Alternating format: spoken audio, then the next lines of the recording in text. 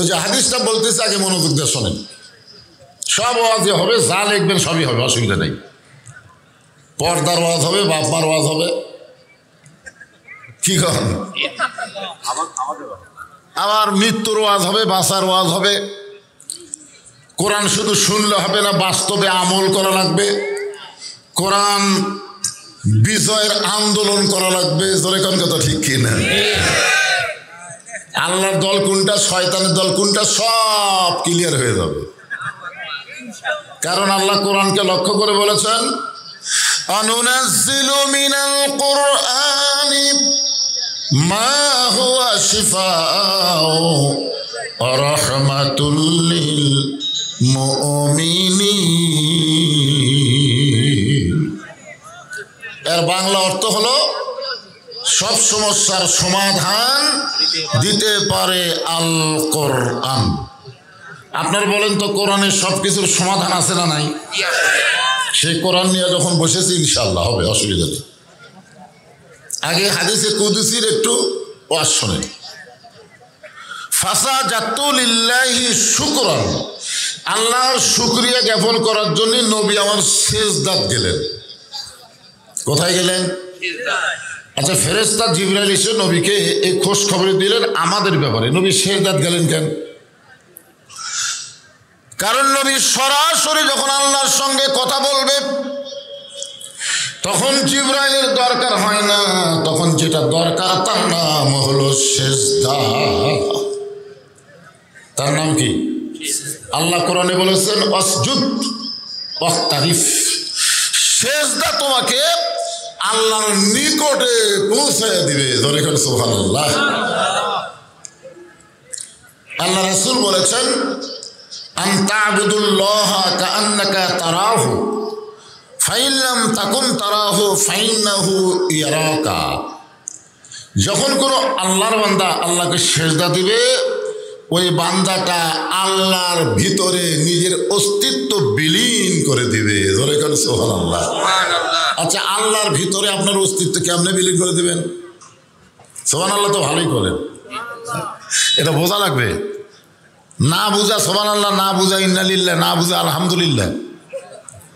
আমার এক দাদা ছিল, এখন মারা গেছে। কোনো মানুষ বললে আমার দাদা বলতো আলহামদুলিল্লাহ। আমি দাদারে কইলাম, কে দাদা, মানুষ বললে ইন্নালিল্লাহ কওয়া লাগে, আপনি আলহামদুলিল্লাহ বলেন। তখন বলে, ভাই আমি তো কোরআন শরীফ খতম দিয়ে খাই, কেউ মরেও না, আমার দাওয়াতও নেই। মানে কি খতম দিয়ে খায়? মানুষ মরলে দাওয়াত পায়, মরেও না, খাওয়াও না। এই জন্য মানুষ মরলে আমরা ইন্নালিল্লাহ বলি, আর যারা খতম দিয়ে খায় তারা খুশি হয়ে বলে আলহামদুলিল্লাহ। কোনটা বলবেন?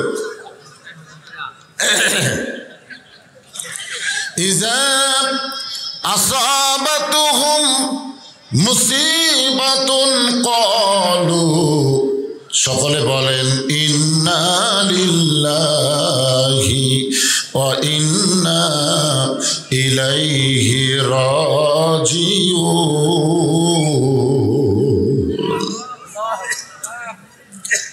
আল্লাহ নবীর সেজদা থেকে মাথা তুললেন, নবীর চোখ দিয়ে দর দর করে পানি পড়তেছে। ফেরেশতা জিবরাইল বললেন, ইয়া রাসূলুল্লাহ, আপনার উম্মতের ব্যাপারে এত বড় একটা খোঁজ খবরই দিলাম, সেই খোঁজ খবরে শোনার পর আপনি সেজদা দিলেন। সেজদা থেকে চোখের পানি বের করে সেজদা কমপ্লিট করলেন। রাসূল বলে, জিবরাইল, এত সুন্দর বয়ানের পরেও আমার কতগুলো উম্মত এই দরুদ পড়া থেকে গাফিল হয়ে যাবে। এত সুন্দর ওয়াজ করার পরেও কতগুলো উম্মত এই সাল্লাল্লাহু আলাইহি সাল্লাম বলা থেকেও নিজকে অলস করবে। অলস বোঝেন না? মুখ খুলবে না। আপনার পাশেরটাই বলবে সাল্লাল্লাহু আলাইহি সাল্লাম, ও মুখ খুলবে না। আপনার বলেন তো, কোরআন তেলাওয়াত যখন করলাম আপনার সবাই মুখ বন্ধ করে থাকলেন না?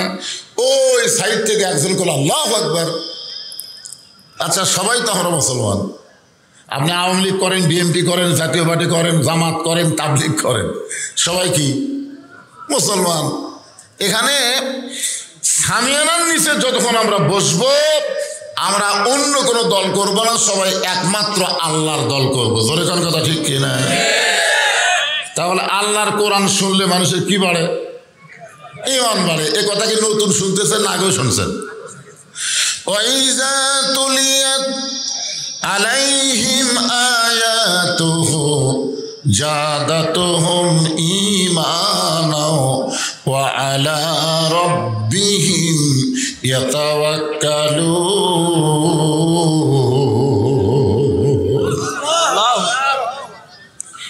বাবা হয়েছে? সাউন্ড ক্লিয়ার হয়েছে? শোনা যাচ্ছে তো? আলহামদুলিল্লাহ। বুঝবার পারলি হলো, অসুবিধা নেই।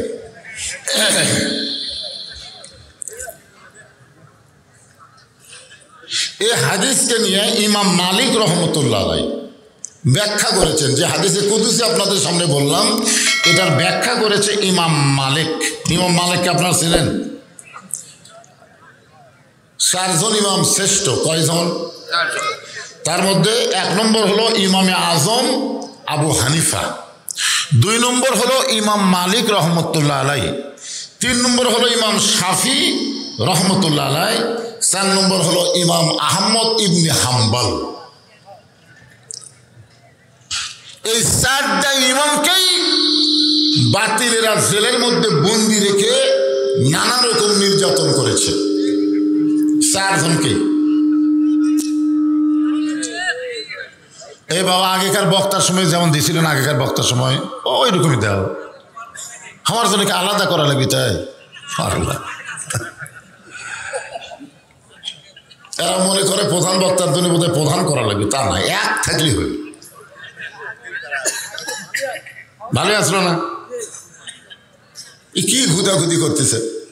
ইউনিট কাটার কথা বলে, ইউনিট তো ঠিক করছে। এখন আলহামদুলিল্লাহ সাউন্ড একটা আমি বলতেছি, আপনি যদি কেউ জোরে কথা বলেন তাহলে আপনি কি বলেন? এত জোরে চিল্লেস করে বোঝা যায় না, ঠিক কেনা বলেন? কেউ যদি আস্তে কথা বলে এত ম্যান ম্যান করে শোনা যায় না। তার মানে কি, জোরে কথা বললেও ক্ষতি, আস্তে বললেও চলবে না, মাঝামাঝি মিডিয়াম। আমি মাঝামাঝি বলতে একজন কয় মিডিয়াম। হ্যাঁ মিডিয়াম, ঠিক আছে। সবাই বলে এত বাড়িস না রে, ঝড়ে ভেঙে যাবি। ঝড়ে খান, ঠিক কিনা? তুই এত ব্যাটা কেড়ে ছাগলে খাবি। এই ব্যাপারটা হলো, এই মিডল পয়েন্টে থাকা লাগবে। ইমাম মালিক রহমতুল্লাহ বাড়ি ছিল মক্কায়। ইমাম মালিক রহমতুল্লাহ বাড়ি কোথায়? মক্কায়। তিনি একাধারে 11 বছর কাবা ঘরের ইমাম ছিলেন। সুবহানাল্লাহ বলেন। কাবা ঘর, কোন ঘর? হ্যাঁ, কাবা ঘরের ইমাম। তিনি একদিন জোহরের নামাজের ইমামতি করতেছেন। জোহরের নামাজের ইমামতি করতেছেন। জোহরের ফরজ হলো 4 রাকাত। জোরে বলেন, কয় রাকাত? 1 রাকাত নামাজ ঠিক আছে, 2 রাকাত নামাজও ঠিক আছে। 2 রাকাতের বৈঠক দিয়ে তিনি 3 রাকাত নামাজের জন্য দাঁড়িয়ে গেলেন। এমন সময় তিনি দেখতেছেন তার মুখ আছে কাবার দিকে, আর ভিতরের মনটা মদিনার চলে গেছে। আপনারা বলেন তো, কোনো মুসল্লি বুঝবার পারবে? পিছনে যারা ইক্তেদা করতেছে তারা কি বুঝবার পারবে? কিন্তু ইমাম সাহেব বুঝবার পারছে, কিন্তু আমার মুখ তো কাবার দিকে, কিন্তু মন। হাদিস আছে বিস্তারিত, হুজুরি কলব ব্যতীত করছিন কালেও নামাজ তোর হবে না। তবে কেন গাও জুয়ারি, মানুষকে দেখো নামাজ পড়ি, ও তোমার সিদ্ধ বীজে সুফসল ফলবে না। আজও কেন আল্লাহর নামাজ কায়েম করলা না? মুখ আছে কোন দিকে? এ ছেলে পেলে মনোযোগ দিয়ে শোনো, পাগলা, তুমি কি মনে করছো তোমার নামাজ ফরজ হয়নি?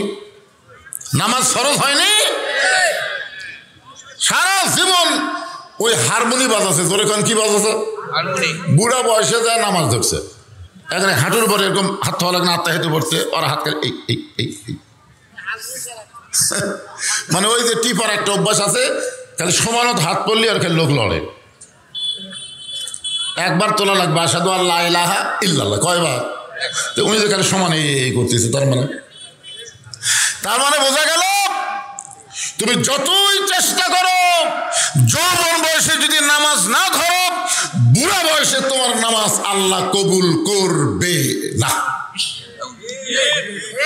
কারণ নামাজ হলো সরকারি চাকরির মতন, সব বয়সে যেমন সরকারি চাকরি হয় না, সব বয়সে তেমন নামাজও ধরলে হবে না।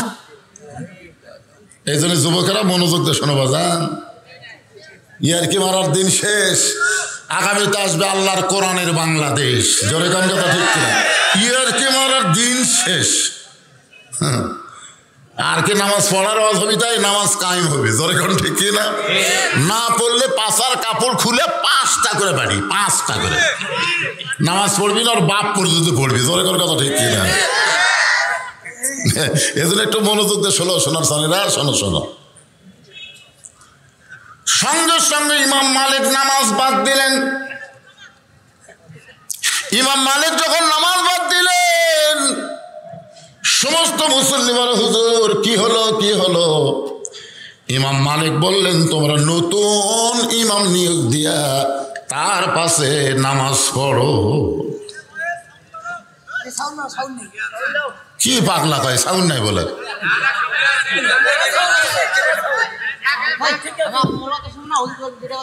না না, হুজুরের কাছে সাউন্ড আছে বা এখন ওই জায়গাতে আছে কিনা, যা তো যা, ঘুরে যা। এই তোরা কয়জন রে পাগলা, কয়জন? একজন ওখানে যাও তো, দেখো সাউন্ড আছে কিনা। এই যাও।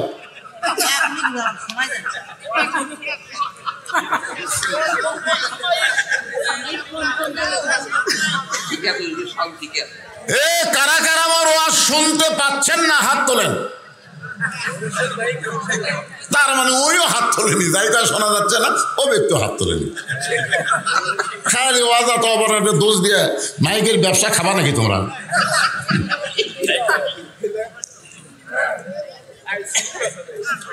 আরে যেটা হোক আছে তো, আজকে এটাই মানে নাও বাবা, অসুবিধা কি?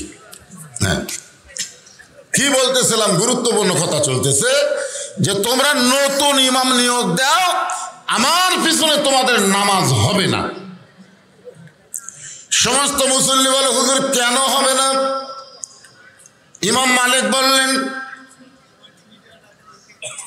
আমার মুখ আছে কাবার দিকে, মন চলে যায় মদিনার দিকে। কাবার দিতে শুধু মুখ করলে হবে না, মনটাও কাবা করা লাগবে। এখন ঠিক কিনা?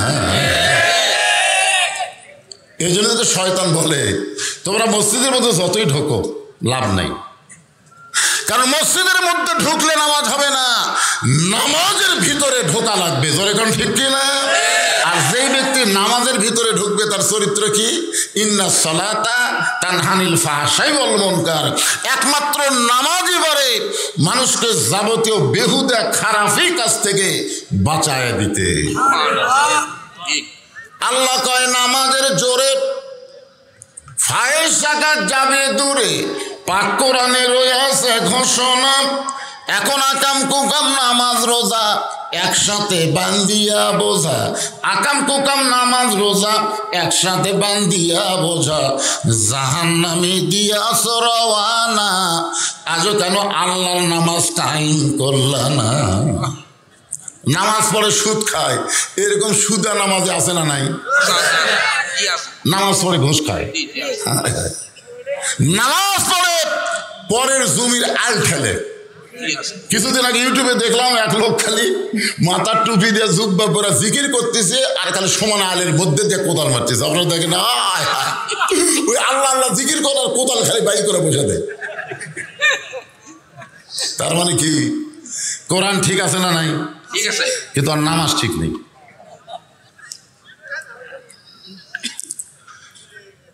ইমাম মালিক রহমতুল্লাহ তখন থেকে ইমামতি বাদ দিলেন। দুনিয়ার সবাই যখন ঘুমায় গেছে, এমন সময় ইমাম মালিক গভীর রাত্রে কাবা ঘরের কাছে গিয়ে বলে, কাবারে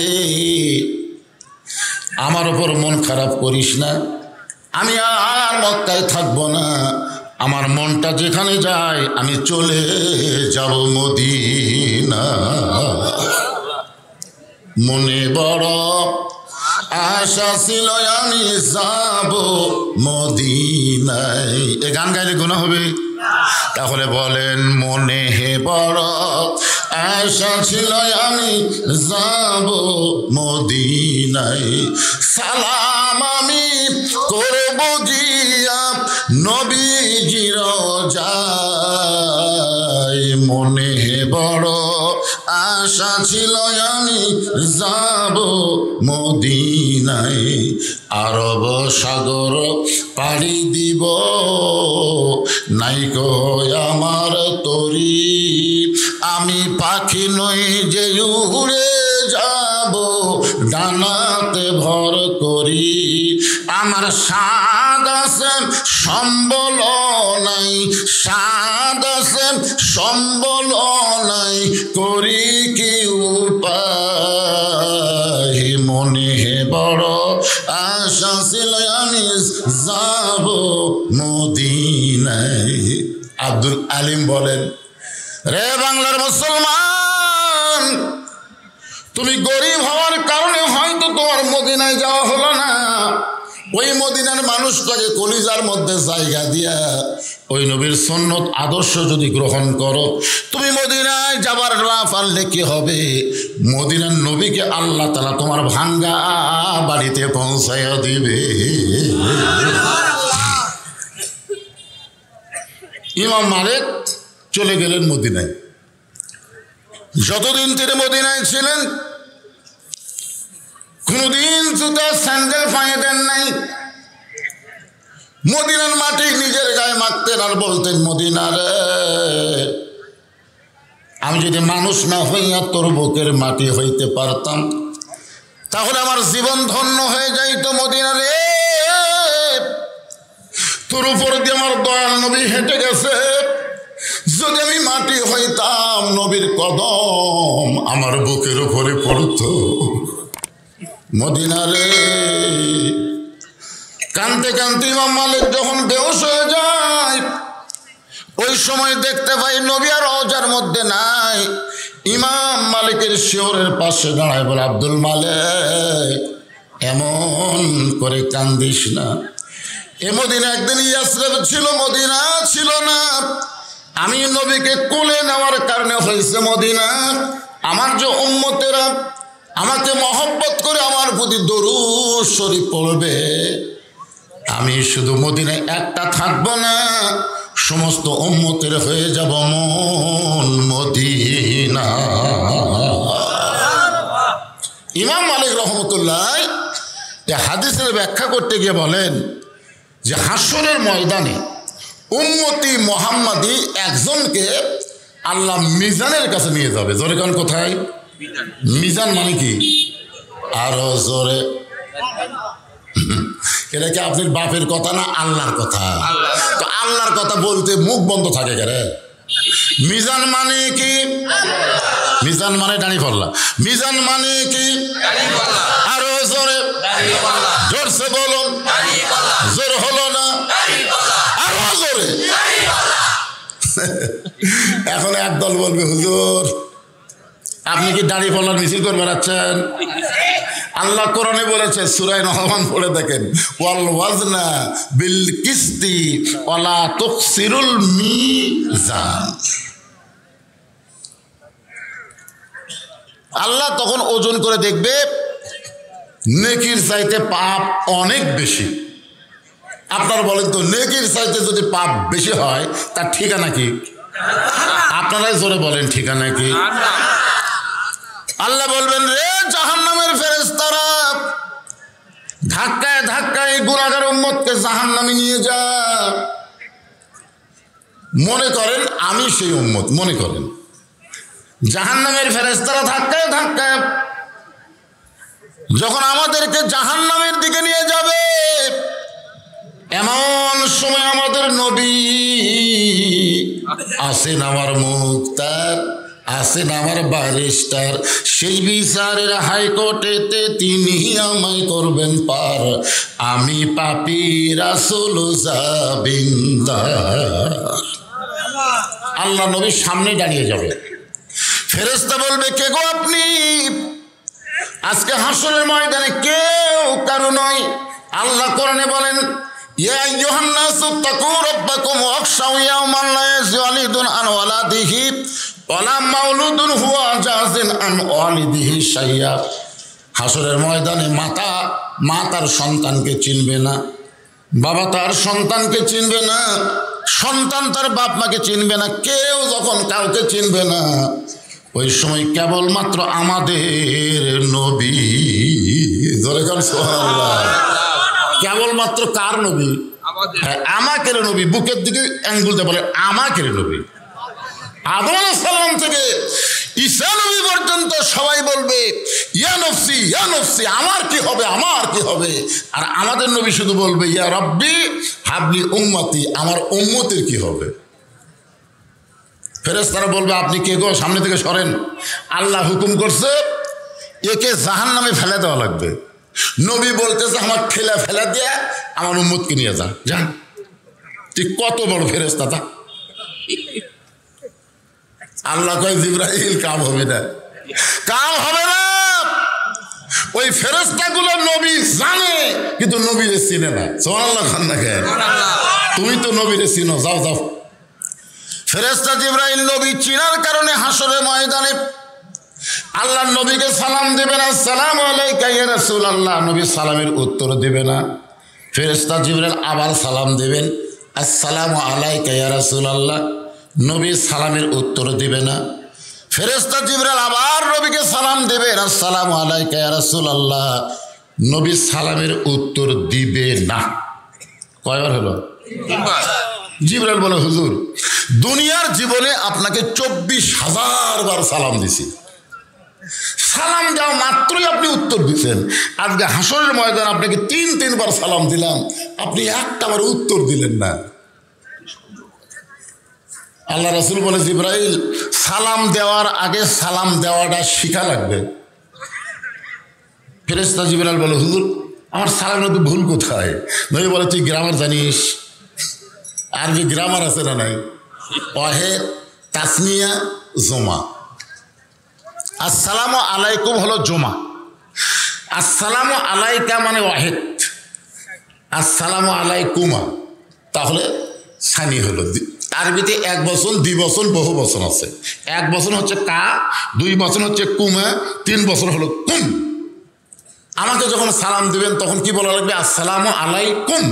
কারণ আমার 2 কান্দে 2টা ফেরেশতা থাকার কারণে আমাকে বহু বচন করা লাগবে, কিন্তু নবীর কান্দে কোনো ফেরেশতা নাই,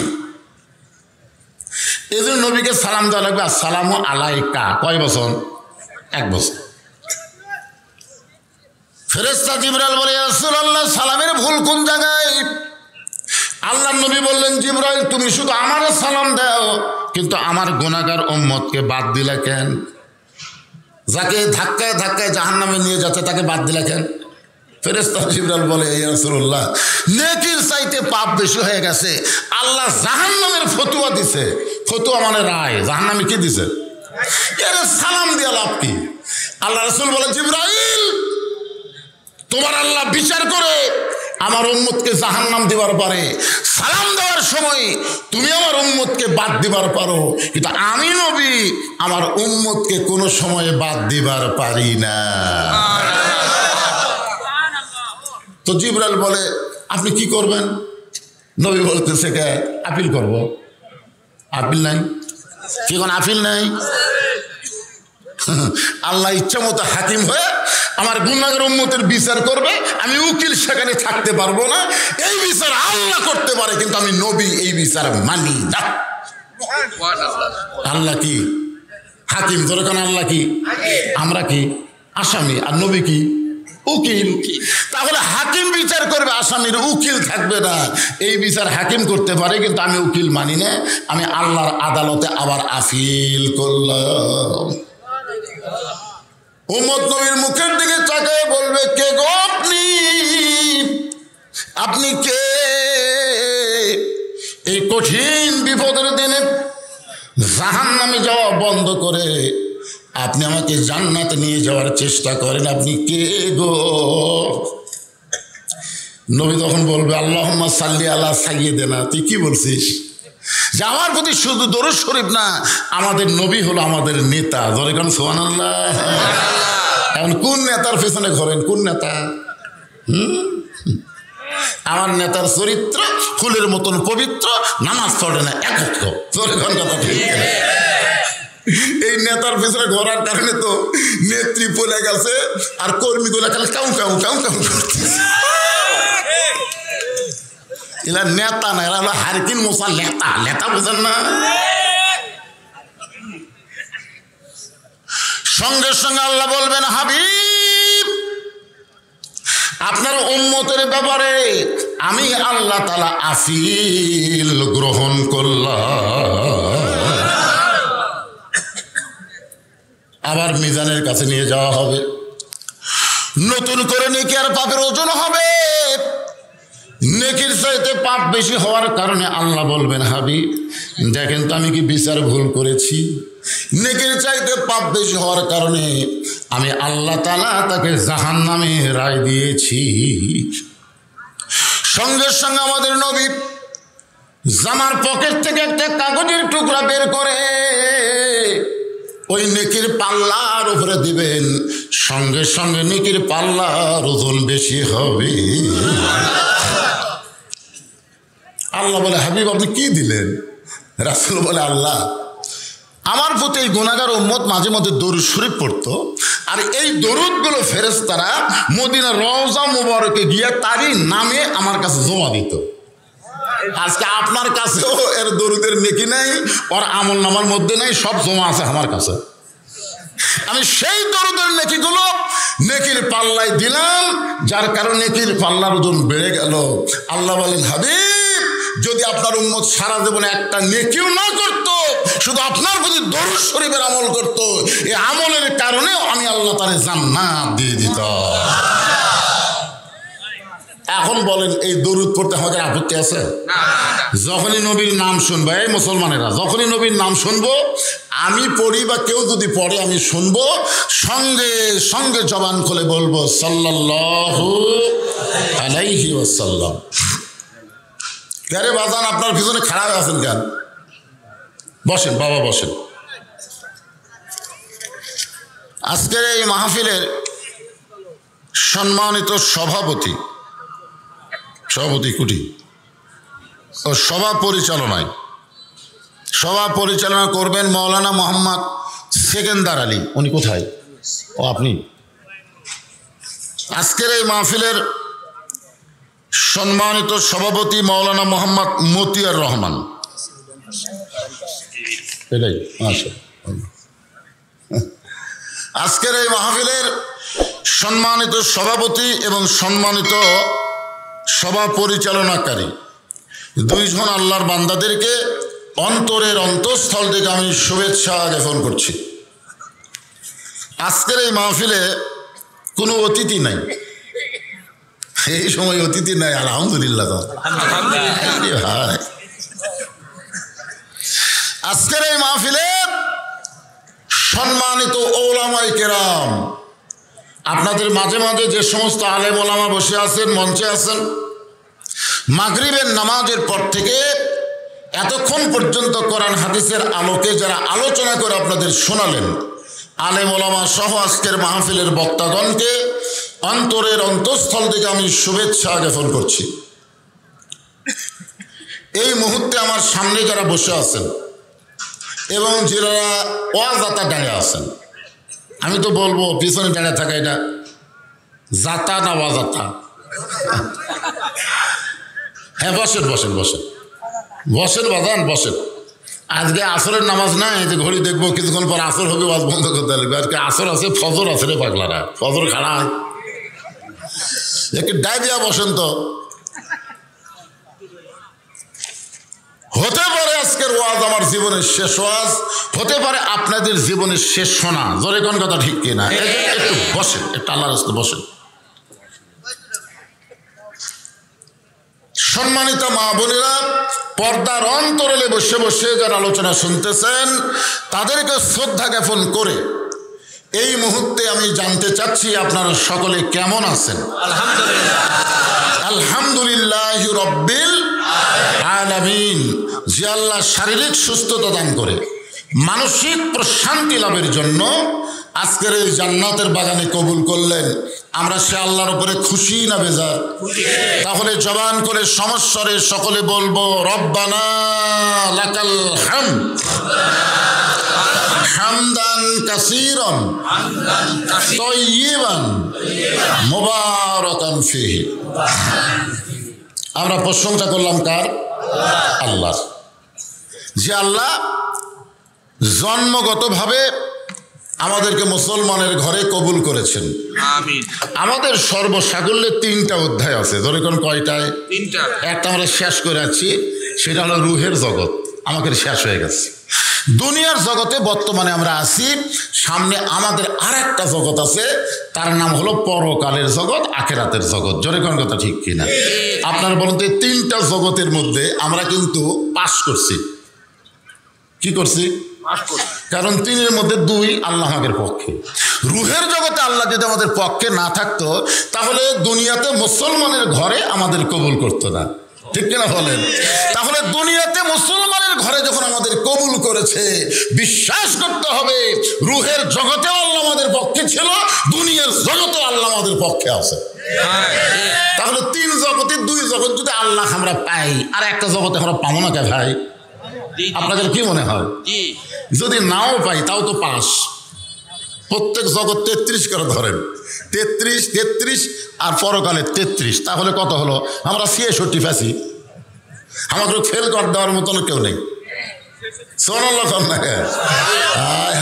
পরের 33 যদি পাই, তাহলে আমরা গোল্ডেন এ প্লাস হবে। জোরে কোন কথা ঠিক কিনা? আর গোল্ডেন এ প্লাস যাদেরকে আল্লাহ দিবে, তারা বিনা হিসাবে জান্নাতুল ফেরদৌসের মধ্যে প্রবেশ করতে পারবে। আমাদের মধ্যে এমন কোন আল্লাহর বান্দা আছে এরকম কি বলতে পারেন হুজুর না হলে 2-4 বছর দোজক খাটাতে ব্যস্ত পাবো? আমাকে 2 জন কয় হুজুর শোনেন, না হয় আল্লাহ 10 বছর আমাকে জাহান্নাম দিবি, তারপরে কি ব্যস্ত পাবো না? আমি বললাম পাগলা, 10 বছর তো অনেক সময় রে। হাকিমের সামনে একজন দাঁড়ায় বলতেছে, স্যার আমাকে যদি আপনি যাবজ্জীবন দেন, তাহলে আমার বস হলে কি করে খাবে? স্যার আমাকে যাবজ্জীবন দেন না। তখন হাকিম বলতেছে যাবজ্জীবন দেব না, একটা আগুনের চুলা জ্বালাই বলতেছে, এর মধ্যে খালি 1 ঘন্টা হাত দিয়ে থাকবি, খালি 1 ঘন্টা হাত দিয়ে থাকবো, তোর যাবজ্জীবন মাপ। ওই খালি আগুনের দিকে তাকায় আর কয় কি রে? না স্যার। আচ্ছা ঠিক আছে, 1 ঘন্টা লাগবে না, মাত্র 10 মিনিট, খালি 10টা মিনিট আগুনের মধ্যে হাত দিয়ে থাকলে আমি তোর 20 বছর জেল মাফ করে দেবো, যাবজ্জীবন মাফ করে দেবো, যা 10 মিনিট। কি খবর? না স্যার, 10 মিনিট লাগবে রে, মাত্র 5 মিনিট, 5 মিনিট খালি হাত দিয়ে থাকলে তোর যাবজ্জীবন জেল মাফ। তখন বলতেছে স্যার আগুনকে হাত দেওয়া যায়? রে পাগলা, দুনিয়ার আগুন 70 বার ধোয়ার পরে সে আগুন, আর জাহান্নামের আগুন এর থেকে 70 গুণ পাওয়ার বেশি, তাহলে সে আগুন তো আপনি 10 বছর কে কয় ঘন্টা থাকবেন? এই জন্য আমরা বলবো জাহান্নাম তো দূরের কথা, জাহান্নাম আমরা দেখতেও চাই না, বিনা হিসেবে আল্লাহ যেন আমাদের জান্নাত দিয়ে দেয়। তাহলে 66% আর খালি 33। কি কন? 33-এর ওয়াজ করবো এখন? ও মরার পরে ওয়াজ শুনতে ভালো লাগে।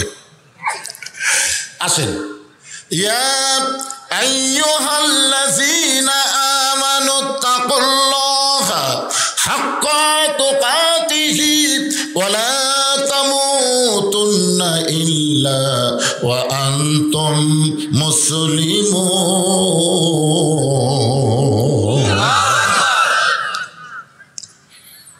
এই আয়াতকে সামনে নিয়ে আজকের আলোচনা ইনশাল্লাহ।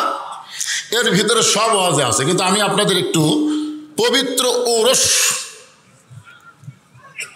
ঠিক হন, এই ওরসটা আপনাকে একটু বুঝাবার চাই। বোঝার মতন মাথা আছে কিনা আল্লাহ ভালো জানে, কারণ মাথা লাগবে, ধরে খান কি লাগবে? মাথা। একজন আল্লাহর বান্দা, নাম হলো তার জাম্বিদ রহমতুল্লাহ আলাইহি। এই ওরস বুঝাচ্ছে, একটু মনোযোগ দিয়ে শোনেন। এখন লেখা যাবে কি যাবি না সেটা পরে চিন্তা করবেন। আল্লাহর জাম্বিদ রহমতুল্লাহ আলাইহি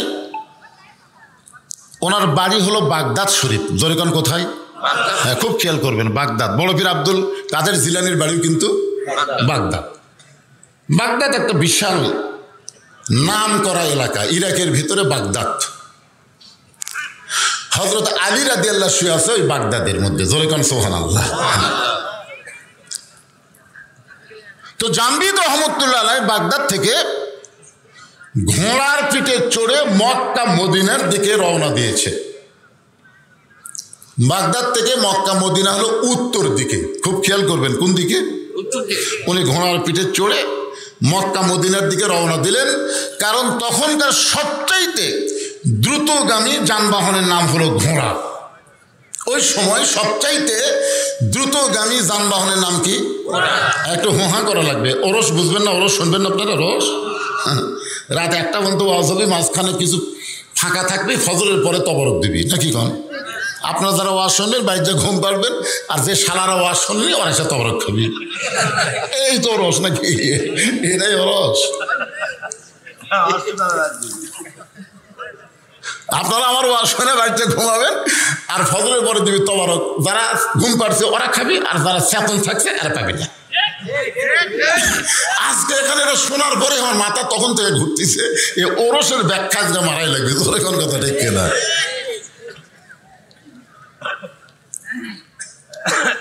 ঘোড়ার পিঠে চড়ে মক্কা মদিনার দিকে রওনা দিলেন। মক্কা মদিনার উত্তর দিকে কিছুদূর ঘোড়া ঠিকই চললো, কিন্তু মক্কা মদিনা মনে হয় আর বেশি দূরে নয়, আর বেশি দূরে নয়। এমন সময় মক্কা মদিনা উত্তর দিকে না গিয়া পূর্ব দিকে, মক্কা মদিনা উত্তর দিকে ঘোড়া না গিয়া পূর্ব দিকে ঘোড়া দৌড়ানো শুরু করলো। এখন আপনারা বলেন, উত্তর দিকে গেলে মক্কা মদিনা পাওয়া যাবে, কিন্তু ঘোড়া যদি পূর্ব দিকে যায়, আপনি যদি চড়ে বসে থাকেন, ঘোড়া যেদিকে যাচ্ছা আমি নামতেছি না, তাহলে কি আপনি মক্কা মদিনা পাবেন? জোরে কান পাবেন? আমরা যদি মক্কা মদিনা পাওয়ার চাই, আল্লাহর কোরআন নবীর হাদিস ছাড়া পাওয়ার কোনো রাস্তা।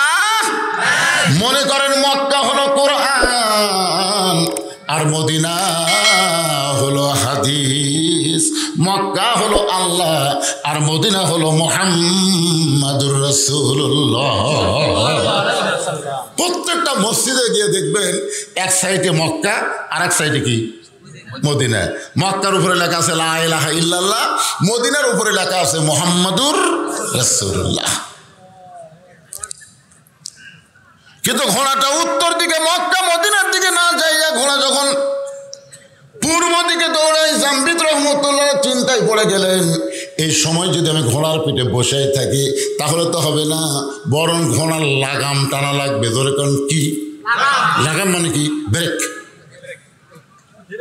ব্রেক, ব্রেক, ব্রেক ছাড়া গাড়ি আর পর্দা ছাড়া নারী।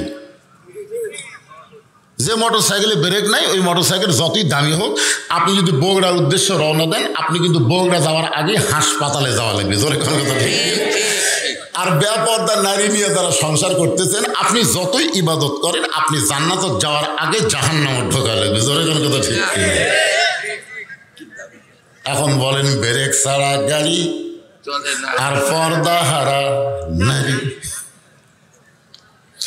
আমার মায়েদেরকে আরো সুন্দর করে ওয়াজ শোনাবো, এটা একটু দিলাম তো না করে আমি ভুলিনি। চাপে চাপে বসেন মা, চাপে চাপে বসেন, অসুবিধা নেই।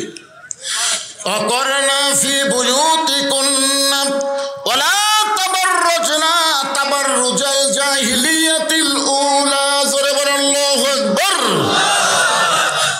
জামবিদ রহমতুল্লাহ আলাইহি ঘোড়ার লাগাম টেনে বলে, ঘোড়া রে, আমি মক্কা মদিনা উদ্দেশ্য করে রওনা দিয়েছি। মক্কা মদিনা উত্তর দিকে, তুমি মক্কা মদিনার দিকে না যাইয়া তুমি পূর্ব দিকে কেন যাও? এ ঘোড়া, আমি তোর কাছে ওয়াজ করতেছি, আর পূর্ব দিকে যাবি না, তুই উত্তর দিকে রওনা দে। এত সুন্দর ওয়াজ করার পরে জামবিদ যখন লাগাম ঢিল দেয়, সঙ্গে সঙ্গে ঘোড়া পূর্ব দিকে দৌড়ায়। লাগাম ঢিল দেওয়ার সঙ্গে সঙ্গে ঘোড়া পূর্ব দিকে দৌড়ায়। জামবিদ রহমতুল্লাহ চমকে উঠলেন, এত সুন্দর করে ঘোড়ার ওয়াজ শোনালাম, তারপরে ঘোড়া আমল করে না। ধরে কন কি করে না? এ কথা কন না কেন? কি করে না?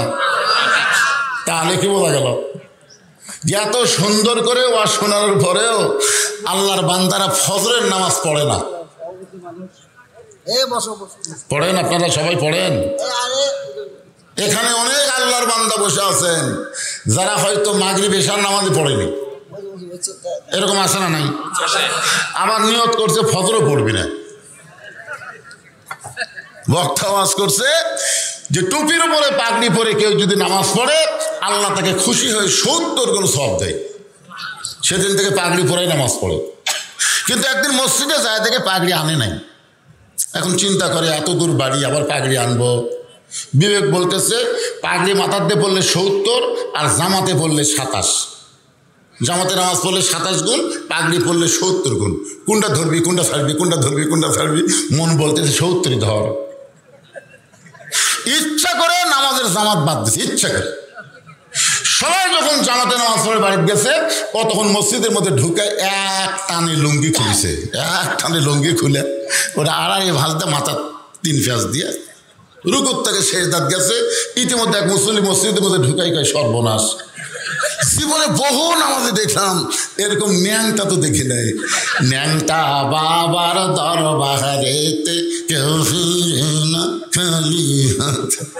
এই শালা তাহিরি এই ন্যাংটা বাবাকলেও গজল কথা সরে কোন কথা দেখে না। পাশাই মারছে থাবা। ওই লাভ দুটো বললে আমার মারলে কেন ভাই? বলে মারার কারণ লুঙ্গি। তোমার চোখ নাই লুঙ্গি আমার মাথায়? এই পাগল, পরের লুঙ্গি মাথায় কেন? বলে সওয়াবের আশায়। পাগড়ি পরে মাথার নামাজ পড়লে 70 গুণ সওয়াব হয়। লোকটা বলে পাগল, পাগড়ি পরা হলো সুন্নাত আর লুঙ্গি পরা হলো ফরজ। পাগড়ি পরা কি আর লুঙ্গি পরা কি? ওয়াজ শোনা হলো মুস্তাহাব আর এশার নামাজ পড়া হলো ফরজ। এশার নামাজ বাদ দিয়া যারা ওয়াজ শুনতেছে তারা লুঙ্গি খুলিয়া মাথায় পাগড়ি পরেছে। আমার সঙ্গে সকলে একটু বলা লাগবে, বলতে পারবে না ভাইজান? যারা বলবে না মনে করেন তারা এশা পড়ে নাই, না পড়া ওয়াজ শুনতেছে। আর যারা বলবেন আল্লাহ তাআলা তাদের এশা কবুল করুক, জোরে কান আমিন। তাহলে সবাই আমার সঙ্গে বলেন, এশার নামাজ বাদ দিয়া যারা ওয়াজ শুনতেছে তারা লুঙ্গি খুলিয়া মাথায় পাগড়ি পরেছে। আবার ওয়াজ শুনতে শুনতে যারা ফজর বাদ দিবে, ওয়াজ শুনতে শুনতে যারা ফজর বাদ দিবে লুঙ্গি খুলিয়া মাথায় পাগড়ি পরিবে। যে মাত্র লাগাম ঢিল দেয় ঘোড়া আবার পূর্ব দিকে দৌড়ায়। জাম্বি চিন্তা করে ওয়াজ করা যখন কাম হলো না, ওয়াজের পরে আওয়াজ আসে না নাই? তিনি ঘোড়ার পিঠ থেকে নামলেন। ঘোড়ার পিঠ থেকে নাইমা মক্কা মদিনার দিকে টেনে টেনে ঘোড়াকে নিয়ে যাবেন। ঘোড়ার পিঠে চলে যখন যাওয়া হবে না, তাই বলে ঘোড়া ছাড়া তো আমি যাবো না। এবার নিচে নামার পরে ঘোড়াকে টানা যখন শুরু করলেন, সঙ্গে সঙ্গে ঘোড়া শুয়ে পড়ছে। দাঁড়ানো ঘোড়াকে 2 ধাপ সামনে টাইনা নিয়ে যায়। যে ঘোড়া শুয়া পড়ে তার টাইনা কোনো লাভ জোরে বলেন। মনোযোগ দিয়ে যারা শুনবেন তাদেরকে কিছু শোনানো যাবে, কিন্তু কোরআনের মাহফিলে এসে মনটা যদি বক্তার কথার দিকে না থাকে। এই জন্য ছোটবেলা একটা গান শুনেছিলাম, 80 তোলায় শের যদি হয় 40 সারে মন, মনে মনে মিল না হলে মিলবে না ওজন। বক্তার কথা আর শ্রোতার মন এই দুইটা যদি এক না হয় তাহলে ওয়াজ বুঝতে কিন্তু কষ্ট হবে। জোরে কোন কথা ঠিক না? আল্লাহর জাম্বিদ রহমতুল্লাহ চিন্তায় পড়ে গেলেন। এই ঘোড়ার পিঠে চলে মক্কা মদিনায় যাওয়ার চাইলাম, ঘোড়া আমাকে মক্কা মদিনায় নিয়ে যাবে না। ঘোড়ায় টাইনা টাইনা মক্কা মদিনায় নিয়ে যাবার চাইলাম। ঘোড়া আমার সঙ্গে যখন যাবে না তাহলে খামাখা। ইন্নামা আমওয়ালুকুম আওলাদুকুম ফিতনা। আল্লাহ বলেছেন সম্পদ আর সন্তান হলো তোমাদের বিপদের কারণ। যত সম্পদ দুনিয়াতে আল্লাহ দিয়েছে তার মধ্যে একটা সম্পদের নাম হলো ঘোড়া। ঘোড়ার নাম কি? ঘোড়া। আল্লাহ বলতেছেন সম্পদ আর সন্তান তোমাদের সবচাইতে বড় বিপদের কারণ। এই সম্পদের কারণে অনেক মানুষ জাহান্নামে যাবে, আবার সন্তানের কারণে অনেক বাবা মা জাহান্নামে হবে। জোরে গান কথা ঠিক না? আজকে আপনি কেমন ভাব, আপনি কেমন বেটা জন্ম দিলেন যে আপনার বেটা কোরআনের মাহফিল বাদ দিয়ে মেলা ঘুরতেছে? দোয়া দরুদ পড়ে জন্ম দেননি তো, হিচ্ছুকে গলা ধরে পাড়ে ফেলে দিয়ে কাম করছেন কি? সারা মানুষ হবে যে কোরআনের মাহফিল বাদ দিয়ে মেলার মধ্যে ঘুরবি? কথা বল না কেন ভাই, কথা বল না কেন? মুসলমানের বাচ্চা হয়ে তুমি আল্লাহর কোরআনের মাহফিল বাদ দিয়ে মেলার মধ্যে ঘোরো, তোমার লজ্জা করে না? ওই ব্যক্তি হলো সবচাইতে বড় দুর্নীতিবাজ। ওই ব্যক্তির কোনো নীতিই নাই যে আল্লাহর কোরআনের মাহফিল বাদ দিয়ে মেলার মধ্যে ঘোরে। জোরে কোন কথা ঠিক কিনা? আর এত রাত্রে, রাত 11:30 পার হয়ে গেছে, এত রাত্রে রাস্তা ঘোরা ভালো মানুষের বাচ্চারা ঘরে না, চোর ডাকাতেরাই ঘরে। জোরে কোন কথা কন না কেন? এত রাত্রে রাস্তা কারা ঘরে? অন্যদিন ঘুরলে তাও না, একটা কথা আছে, আজকে কোরআনের মাহফিলের দিন, আরে জান্নাতের বাগান লাগছে এখানে, আর ওরা জাহান্নামের মধ্যে ঘুরতেছে। একটু মনোযোগ দিয়ে শুনবেন। জামবিদ রহমতুল্লাহ ঘোড়ার মহব্বত কলিজা থেকে বের করে দিয়ে মক্কা মদিনার দিকে হেঁটে হেঁটে রওনা দিয়েছে। আপনি বলেন টার্গেট ঠিক করা লাগবে, দরকার হলে হেঁটে যাবো, অসুবিধা আছে? কথা কন না কেন? লং মার্চ, ঢাকা মার্চ ডাক দিল না 5 তারিখে, 6 তারিখে কিন্তু ডাকছিল, চিন্তা করলো না 6 তারিখে তো ডাকছি, এদিকে হাসিনা সাইজ হবে, দরকার নাই, একদিন আগে গাড়ি যদি না চলে হেঁটে যাবো রে। কথা কন না কেন? ওরা কিন্তু সব ক্যামেরা ট্যামেরা দিয়ে দেখছে, ও বাবারে পিঁপড়া যেরকম আসে ওইরকম দল বান্ধে আসতেছে। এমনি সেনাবাহিনী প্রধান এমনি কইছে 45 মিনিট টাইম দেওয়া হলো, এরই মধ্যে যাওয়া লাগবে, কারণ যে হারে আসতেছে গাড়ি নিয়ে আসতেছে, গাড়ি নিয়ে হেঁটে হেঁটে পা আল্লাহ এমনি দেয়নি ভাই। অনেক মুরব্বী আগে হেঁটে হেঁটে হজ করছে। জোরে কোন কথা ঠিক কিনা? ওরা হলো হাজি রে, এরাই হলো হাজি। আর এখন বেটাক সব সম্পত্তি দিয়ে বেটিক ফাঁকি দিছে, ফাঁকি দিয়ে ওই একেবারে 11টা পাতল লিছে, 11টা পাতল লিয়ে খালি ওই জামজাত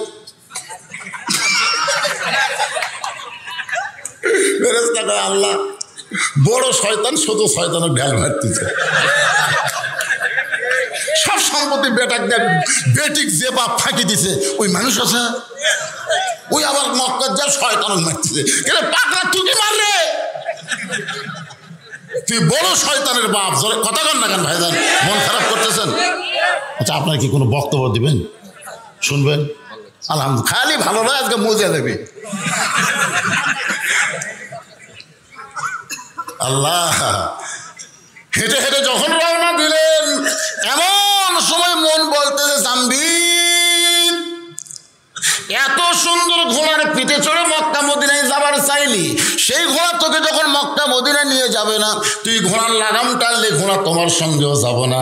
একটা বার কি ঘাড় কাত করে দেখা যায় না ঘোড়া কি করতেছে? ইলা জিহাদুল কাবাতি শরীফতে আল্লাহ। মন বলতেছে কাবার দিকে তো মুখ করে খাড়া হইল রে, তোর 2000 টাকার জুতা যে সাইডে থুসু, দেখ তো জুতে, মানে জুতাও দেখতেছে, নামাজও পড়তেছে। হবে হবে তো মনে করতেছে সবাই যখন জামাতে চলে গেছে, ই একলাই যখন জোহরের 4 রাকাত সুন্নত করতেছে, দেখে ওর জুতা কুটি, তো যাই দেখে ওর পাশে কাঠের বাক্সে জুতে, চোর মনে করতেছে কেবল 1 রাকাত হচ্ছে, এখনো 3 রাকাত আছে, এই 3 রাকাত শেষ করতে আমি 7 মাথা পার হব।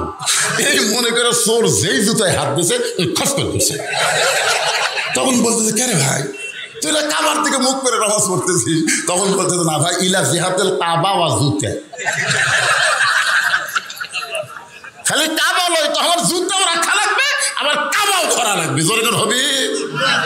জামবিদের মন বলতেছে এত সুন্দর ঘোড়া, যে ঘোড়ার ফিরে চলে তুই মক্কা মদিনায় যাবি, সেই ঘোড়া তোকে টেনে নিয়ে যাবার চাই, তাও গেল না। পিছনে বসে আছে, একটা বার তাকায় দেখতো ঘোড়া কি খাড়া হলো না শুয়েই থাকলো। জামবিদ রহমতুল্লাহ বলেন, আল্লাহ ওই ঘোড়ার মহব্বত কলিজা থেকে বের করে দিয়ে আমি হেঁটে হেঁটে মক্কা মদিনার দিকে রওনা দিব, একটা বার ঘোড়ার দিকে তাকাবো না, এই মনে করে জোরে জোরে যখন পা মারতেছে এমন সময় ঘোড়া দাঁড়িয়ে গেছে। ঘোড়া দাঁড়িয়ে থাকে নাই, দৌড়ে গিয়ে জাম্বিদের পিছনের কাপড় এমনভাবে ঘোড়া কামড়ে ধরেছে। 6টা মানুষের দেহে যে শক্তি থাকে তার চাইতে বেশি শক্তি হলো একটা ঘোড়ার দেহে। জাম্বিদ হেঁটে হেঁটে মক্কা মদিনায় যাবার চায়, কিন্তু ঘোড়া পিছনের কাপড় কামড়ে ধরে জাম্বিদকে টেনে টেনে পূর্ব দিকে যায়। জাম্বিদ কয় ক্যারে ঘোড়ার পিঠে চড়ে মক্কা মদিনায় যাবো, ঘোড়া নিয়ে যাবে না, ঘোড়ারে টানলাম ঘোড়া আমার সঙ্গে যাবে না, আমি একলা যাবার চাই, তারপরে ঘোড়া যাবার দিবে না। এই ঘোড়ার মধ্যে ঢুকলো কি? ইত্তাকু ফিরাসাতাল মুমিনিনা ফাইন্নাহু ইয়ানজুরু বিনূরিল্লাহ। এতক্ষণ জাম্বিদ খালি 2 চোখ দিয়ে দেখছে, এবার 2 চোখ বন্ধ করে অন্তরের দিকে তাকায় দেখে এতক্ষণ ধরে ঘোড়া যে কাজগুলো করতেছে এগুলো ঘোড়ার ইচ্ছাই নয়, এগুলো হচ্ছে আল্লাহ মালিকের ইচ্ছা। সুবহানাল্লাহ, জোরে কর। 2 চোখ দিয়ে দেখলে ঘোড়া খারাপ, কিন্তু ইয়ানজুরু বিনূরিল্লাহ 2 চোখ বন্ধ করে যখন নূরের চোখ দিয়ে তাকায় দেখে যে ঘোড়া যা কিছু করতেছে ঘোড়া নিজে করতেছে না, ঘোড়ার মালিককে, জাম্বিদের মালিককে। আল্লাহ জাম্বিদ ঘোড়ার পিঠে চললেন, দেখি ঘোড়া কোথায় নিয়ে যায়। আল্লাহ কেন মক্কা মদিনায় যাবার না দিয়ে আল্লাহ আমারে কোথায় নিয়ে যাবে? ঘোড়ার পিঠে যখন চললেন, ঘোড়া চলতে চলতে চলতে চলতে রোম দেশ, জোরে কোন কোন দেশ? আমার সঙ্গে একটু চলে বলেন কোন দেশ? এই রোম দেশের বর্ডারে এসে ঘোড়া দাঁড়াচ্ছে। বর্ডার সঙ্গে সঙ্গে 6-7 জন সৈন্য জাম্বিদের দিকে তাকায় আছে। জাম্বিদ জোর হাত করে বলতেছে, ভাইজান আমার কোনো দোষ নেই, আমি মক্কা মদিনায় যাব, কিন্তু ঘোড়া আমাকে এই পর্যন্ত টানে আনছে ভাই, আমার কোনো দোষ নেই। কারণ মক্কা মদিনায় যাওয়ার ভিসা আছে, কিন্তু এই দেশে যাওয়ার তোমার ভিসা নেই। কিন্তু ঘোড়া তো বোঝে না। সঙ্গে সঙ্গে সৈন্যগুলো বলতেছে, হুজুর ঘোড়ার রং তো ঠিকই আছে, আপনার নাম যদি জাম্বিদ হয় আর আপনার বাড়ি যদি বাগদাদের খোরাসান হয়, এই দেশের নাম হলো রোম দেশ। জোরে বলেন সুবহানাল্লাহ। সৈন্যগুলো কি বলতেছে, ঘোড়ার রং তো ঠিকই আছে, যে রঙের কথা বলেছে আপনি সেই রঙের ঘোড়ার পিঠে চড়ে আসতেছেন। যদি আপনার নাম জাম্বিদ হয়, আপনার বাড়ি যদি বাগদাদের খোরাসান হয়, এই রোম দেশের বাদশা বলেছে ওই হুজুরকে সসম্মানে আমার দরবারে হাজির করে দিও। জাম্বিদ কয় কে রে? যে দেশ আমি জীবনেও চিনি না, যে দেশের নামই আমি শুনি নাই, আর সেই দেশের বাদশা কেমনে জানলো ঘোড়ার রং তো লাল, আমার নাম জাম্বিদ, আমার বাড়ি ইরাকের খোরাসান, বাগদাদের খোরাসান, এইটা কেমনে জানলো?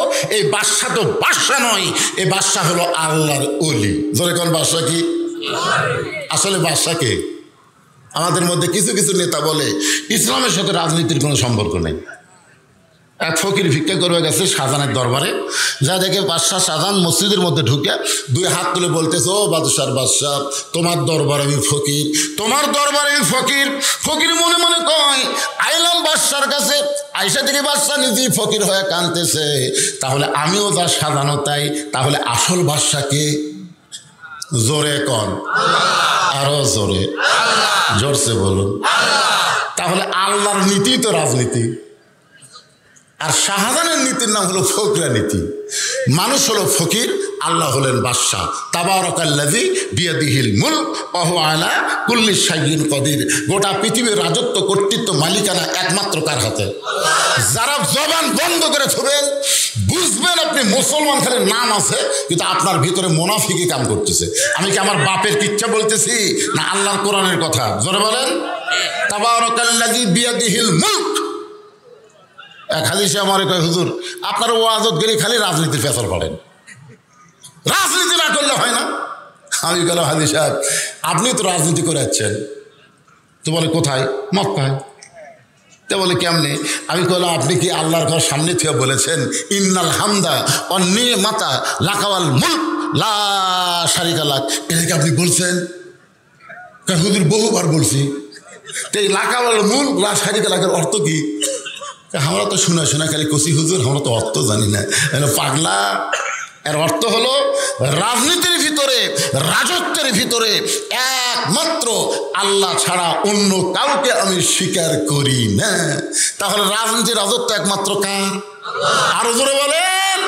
আপনি কাবা ঘরের সামনে দিয়ে এই তালিবে পড়ে এসে বাংলাদেশের মানুষের দল করতেছেন, আপনার হাজির নাম হবে কিন্তু হজ কবুল হবে না। জোরে কথা কন না কেন ভাই? তাহলে বাদশাহ শাহজাহান কি বাদশাহ আছে? বাদশাহ শাহজাহান বাদশাহ আছে? বাদশাহ নেই, কি হচ্ছে? আল্লাহ গানিয়ুন ও আনতুমুল ফুকারা, আমরা হলাম ফকির, ধনীর নাম কি? আরো জোরে, জোরসে বলুন।